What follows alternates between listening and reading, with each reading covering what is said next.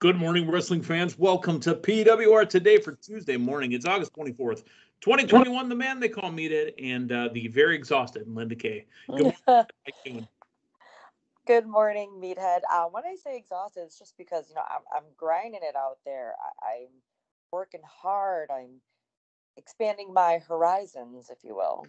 Are you like Donna Summer? Do you work hard for your money? Oh, yeah. I have the money. Do you work so hard for it, honey? Yes. Oh, Donna Summer. She works hard for money. Sorry. Linda, who is our sponsor today? This is going to be a crisp and clean 20, so let's do this thing for the people. All right, our wonderful, tremendous sponsor, Collar and Elbow. Make sure to go to collarandelbowbrand.com. Check out the latest and greatest in wrestling street fashions, and to save some cash, use promo code LindaK. That's LINDAKAY to save yourself 10% off your order. Let's do it. First off, in the news, we have the official numbers from last Friday's Rampage with the unadvertised but heavily hinted to debut of CM Punk. Friday's live AEW on TNT drew 1.129 million viewers. That's up over 52% from the Rampage the week before. Now, granted, it looks astronomical, right? There's only 2 episodes, one compared against another. Friday's Rampage episode drew a 0.53 in the key 18 to 49 demo, which is up 76% from the last week premiere, which drew a 0.3. They found what the network wants in the key demo, and TNT's got to be like, the blood flow's got to be changing for them with CM Punk. Absolutely. I mean, just the debut of Rampage itself the week prior, leading up to the most anticipated moment in professional wrestling in a very long time. TNT has hit that jackpot. They're just rolling in the dough. One of the other keys that they had too was the fact that not only the 18 to 49 demo, but that opening quarter was watched by 1.3 million fans, 842,000 being in the 18 to 49 demo. Can you believe that? I mean, literally, again, I don't need to repeat the message here, but holy smokes, we might have something. Yeah, and I am so excited, Meathead. We have Dynamite in town tomorrow night. I'm still, as I mentioned yesterday, I'm still gleaming. I'm still getting the feels. I look at my arms right now, a little bit of goosebumps. They hit the demo, part of the demo, and we are gonna see AEW live tomorrow night here in Milwaukee. Algonquin for the good land. Yes. All right. I got one other detail here, and not only in music and wrestling. Linda, you know I'm a video game guy, right? Yeah. 2K and WWE seem to be having a very strained relationship right now. There's issues going on. Remember, 2K21 was never released. They skipped last year because 2K20 was so awful that they ended up giving refunds to thousands of people because of how bad the game played. Linda, have you ever played any of those games? It's been quite a while, I will say. It was something I tend to look forward to in the past, just because it came out around my birthday. Yeah. But apparently it's now going to be pushed back, or what's the situation, Meathead? Well, we saw the trailers during Summerslam and during Takeover that 2K22 will be coming out, it looks like, in the spring of 22. That is normally the area for the baseball games to come out and a couple of other games to come out. That is not the normal area for this particular video game to come out. Yeah. The reason being is that you want to be able to hit that Christmas shopping window, right? Yeah. You want to get absolutely. these games out, ahead of Christmas season. Yeah, it was something, couple years back, a few years, a couple years in a row, I would look forward to the release close to my birthday, as I mentioned, in October, the fall time frame. So, we saw a lot of the ads for 2K22 this past weekend, and it's just interesting to hear it's going to get pushed all the way into spring. So it seems like I mean, due to whatever issues, I mean, you just get it right there saying that's pretty much like a missed opportunity leading into the holidays to bank in on that game itself. Interesting. All right, and let's also talk a little bit about Raw from last night before we kind of get into the details. Linda, overall thoughts on Raw? You know, it was okay for me, but you know, we coming off such a tremendous weekend of wrestling, Friday, Saturday, Sunday night. Um, it was okay. I mean, we got some follow up on what happened within the Raw matches at SummerSlam, but I thought there could have been maybe another surprise for the Raw brand. I thought maybe there could have been some rematches since there were so many title changes at SummerSlam. So I thought it was okay. We got some good promos and a good matches to move things along. A couple surprises, particular, you know, one of our favorite tag teams or former tag teams now. But Right. Hey. Oh, no. Oh, no. Oh, no. Oh, yeah. But yeah, so I thought it was okay, but I thought maybe we could have got a few more surprises or returns. Yeah, and you know, I even though Raw was kind of it did have a feel of a post WrestleMania Raw, just a post SummerSlam Raw. Mm-hmm. They started off the show. MVP forgot that the show was on Saturday, so he said last Sunday at SummerSlam. It's okay, MVP, we get it. All the pay-per-views used to be on Sunday. That's not your fault. I really like the build here that we got. You know, they got past the story of Gage Goldberg and you know how Bobby Lashley put him in the Hurt Lock, and here came Damian Priest. Damian looks like a star next to Bobby Lashley. Yeah, I mean, he's got the height now. He's got the strap on as well. Wait, title championship. Right? Yeah, please. Woo. Yeah, no, they anytime you get a face off and it looks good and it gets you excited, I'm in. So that was a great way I felt to kick off Raw. You know, the first match. I liked how Priest looked compared to Bobby Lashley. I like that you know, after the little bit of scrapping after the first match, you had Drew McIntyre come down to kind of back him up, and then Sheamus and Bobby Lashley, which led to a little bit of a story with Bobby Lashley and Sheamus, because Bobby Lashley kept calling people cowards. MVP kept calling people cowards. Well, Bobby Lashley walked out on Sheamus like a coward. So, which led to later on in the program, Sheamus getting up in the grill, and I don't know if he drowned himself in water afterwards, but that dude was dripping. I mean, you want to talk about a dripstick? It was Sheamus. You want to talk about moist? Yeah, well, I didn't want to say Sheamus was moist. I just felt uncomfortable with that. Oh, yeah, okay, I got you. Moist Sheamus, yeah. What are you talking about, fella? You do such great impersonations, I must say. Trust me, my impressions and impersonations are nothing more than impersonations of somebody else's impersonation. I'm just a human parrot. Yeah. All right. So that led us to, again, really, and I'm jumping around here, but I mean, we'll talk about the segments. That led us to McIntyre telling Priest that after he got all slicked up, he got all blinged out, that they were going to go out and drink. The first pint is on Priest. Who do you think would win in a drinking contest? The Scottish psychopath or Damian Priest, who grew up as a bouncer in the bars? You and I haven't been bar people. We've seen people drink before. Yeah. I'm going to go with the Scottish. Oh, I like saying psychopath as well, yes. I don't know. Something tells me he could just guzzle a pint down quick. But we have Damian Priest. Remember, he had those champagne celebrations. So that's right. I'm going to go with Drew on this one. Okay. Let's check in with our former NXT champion as he goes one-on-one with Ricochet. Thoughts on the outfit?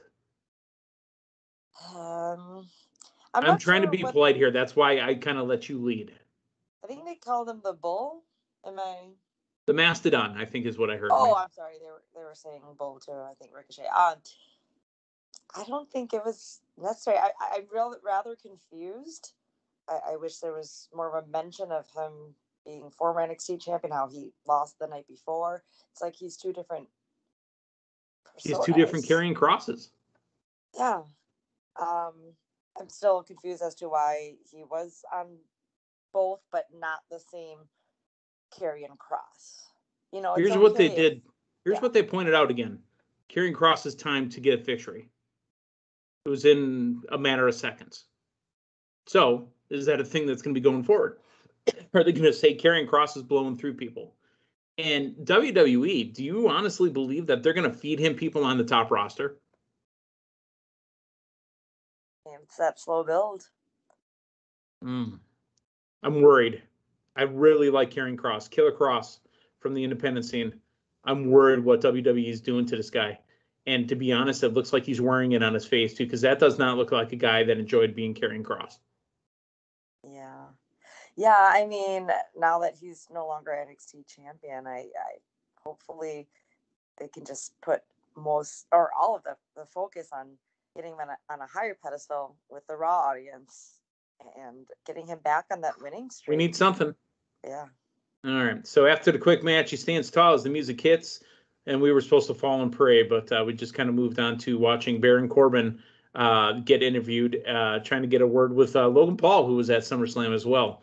Logan Paul, I don't know if he's he's got some sort of merchandising deal or like advertising deal with WWE, but he seems to be around when it's time to promote his brother's boxing matches. Yeah, I'm just gonna assume there's that cross promotional deal to get him into the extended audience outside of us wrestling folks. But yeah, I don't think I don't say think. We heard he didn't get too much love on Raw last night from the no. San Diego did not like him. No. All right, so let's go to an episode of Moist TV.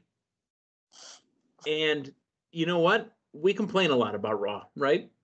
We have issues. We call to the mats some of the stuff that WWE does. However, this is something that's been teased for a while, and we've been given hints of it, and then they brought it back. They did not do a bad job with the split up of Miz and Morrison. Yeah. As we know, that especially last week and even the week prior.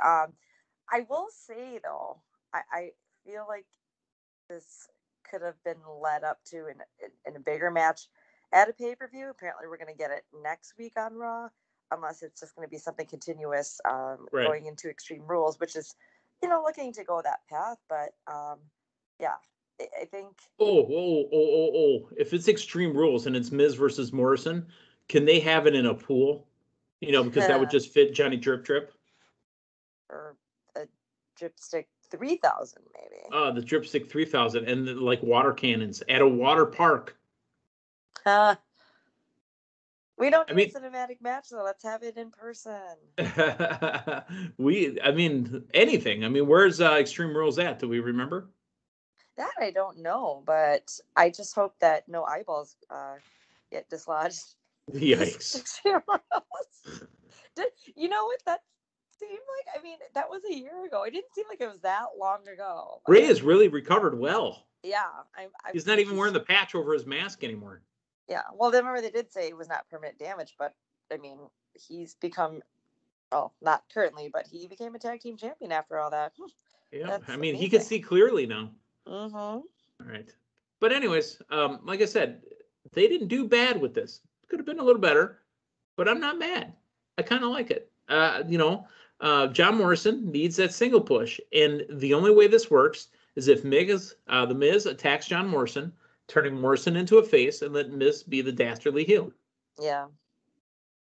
Yeah. And it really got ramped up last night, and again, I'm okay with it. Yeah, I do love Miz and Morrison, and I got a little sad when they showed Morrison backstage, and he said, "No more." I think he said no more Dripstick, no more Moist TV, or no more Miz TV, no more music videos. Yeah. See, you read my mind.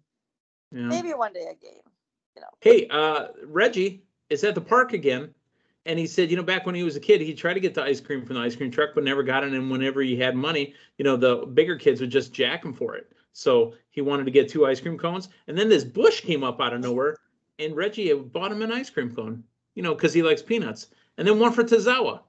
And then he ran away. See, I thought it was kind of funny. Reggie's going to continue to escape. I'm okay with it. I don't want to see it every week. I want to see him on TV maybe one week, in the park the next week. Let's go back and forth. But again, it's not terrible.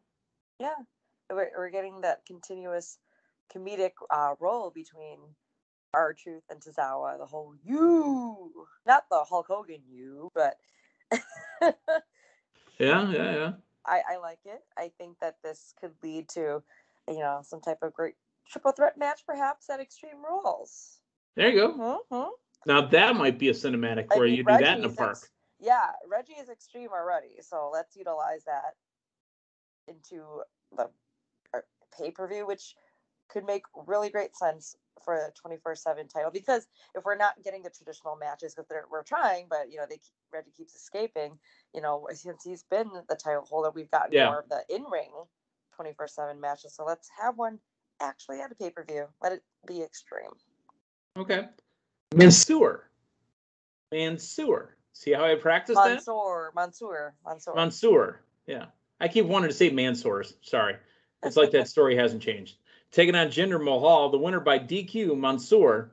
After the bell, Jinder finally gets up. Ali is still got his back turned to Mansoor at ringside, shaking his head. And then Jinder exits with the veer and the shanky. And then Ali comes in and asks Mansoor what happened. So, you know what?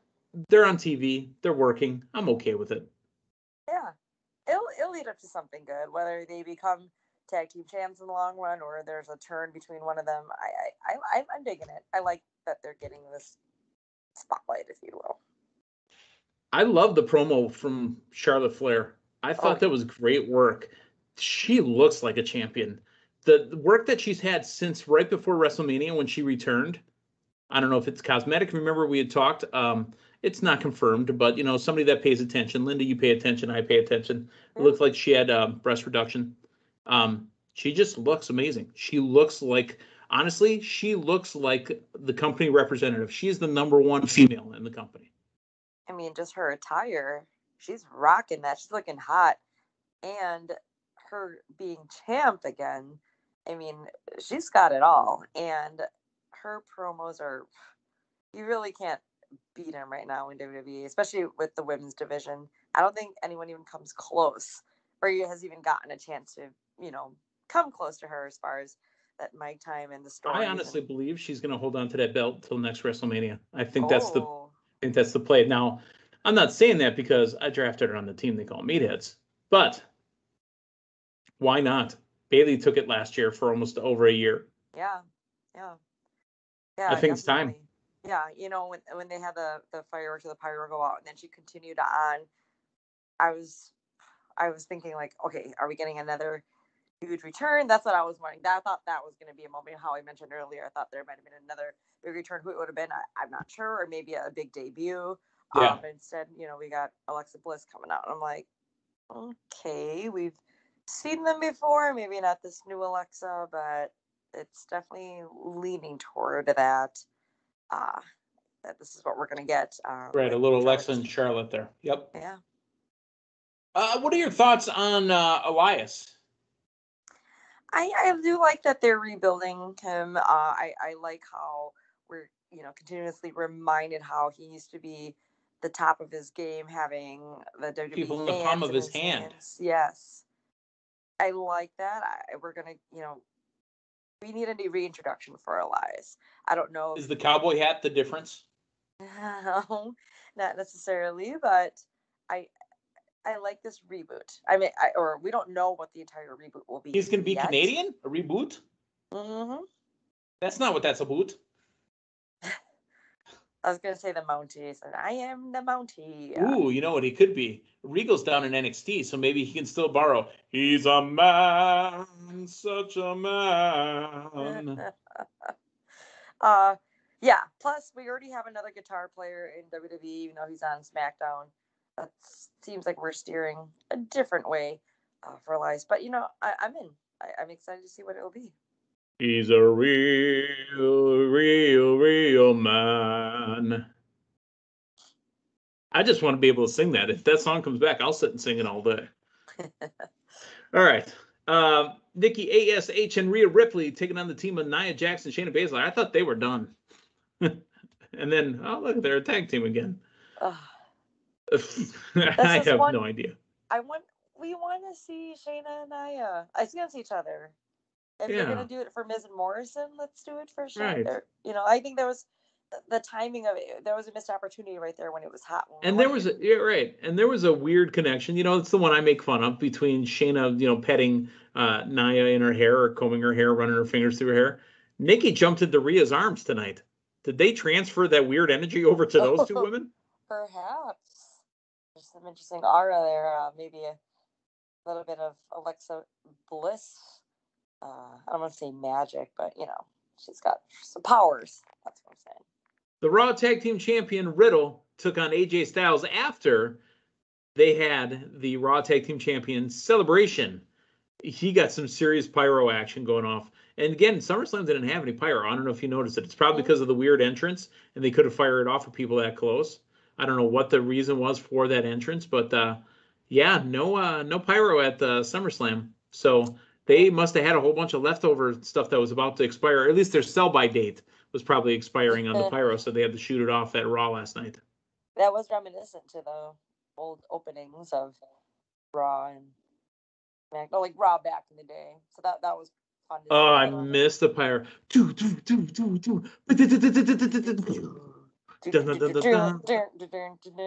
Yeah. All the signs. Or move to the music played. Yeah. Oh, that song. Some Union Underground.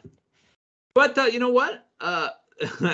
Riddle presents Orton with a gift, a little mini scooter with purple tassels, and it comes into play as he attacks Omos at the end of the night, saving Riddle and allowing Riddle to get the victory over AJ Styles. How about that? I think I was going to see that scooter in Randy's hands, but it was indeed used to help Riddle get that victory or just on Omos, excuse me. I'm liking that they are continuing the feud between AJ and Omos and RK Bro. And my assumption, next week on Raw, we're going to get Randy versus Omos. Okay. But what's that you say? You're a booker on WWE's Raw committee? Because, boy, that just sounded so... It flowed right off your tongue there. Ooh. Why, thank you. I was just going to say that, will that scooter come into play again? And I'm sure it will. It's a special gift. Yeah, with the purple tassels. Mm-hmm. And the fact that he's got Randy written down the foot. Oh, yeah, with the hearts. Yeah. You know what? As childish as it seems that, Matt Riddle is coming off as, it's fun. It's endearing. To be honest, you can look over WWE the last 20, 30 years. And a character like that will not be a world champion. He's not going to be the heavyweight champion. That's not going to main event WrestleMania. For today, right now, we need those characters too. Mm-hmm. And I'm enjoying it. Yeah, there's no one else like Riddle. I mean, like, who else wrestles without the knee pads, elbow pads, shoes, or the boots, and just pulls it off as a total package? He's very entertaining. Let's say Lex, unfortunately, is in a wheelchair right now. Oh, yeah. Yeah, right. No, I'm enjoying Riddle, and he could one day be. He could be, but kind of like Jericho had to lose the ha-ha. Kind of like, we talk about our good friend Ken Anderson, Mr. Kennedy, when he cut his promo the week after winning the Impact Championship. Why are you chewing gum coming to the ring? I don't know if you remember that. That was one of those where I was cutting the promos for the PWR on ESPN 540, and I can tell you clearly that he was doing Triple H when he won the belt. Mm-hmm. So you never know. The funny haha might not make it, up to the top of the show, but right now we need that funny haha. Yeah. Speaking of funny haha, Matthew Thomas, the Mott's, is going to be back tomorrow along with myself. Linda, thank you. Go get some rest. It's been a long wrestling week, a long Linda K week. With your first place Brewers, with the wrestling. I know that you got some OVW coming up, right? Yeah, I mean, we've got you and I Dynamite tomorrow night at the UWM Panther Arena, and then bright and early Thursday morning, I'll be back on the road down to the Ville. We've got OVW TV Thursday night, and our pay-per-view Reckoning this Saturday night. OVW, our pal Cal, will be in the house as well. Who's barely holding back W. Morrissey along with Luscious Johnny on Impact last week, Thursday. Yeah. That kid's blowing up. He's tremendous. You can always catch OVW, OVWrestling.com, Fight TV, and make sure to check out the huge pay-per-view. You might catch me backstage with a microphone, and I never know what can happen backstage at OVW as well. Gotta check it out. Awesome. Well, for Linda Kay, the man they call Meathead, hey, thanks for stopping by. We'll talk to you tomorrow morning. So long, everyone.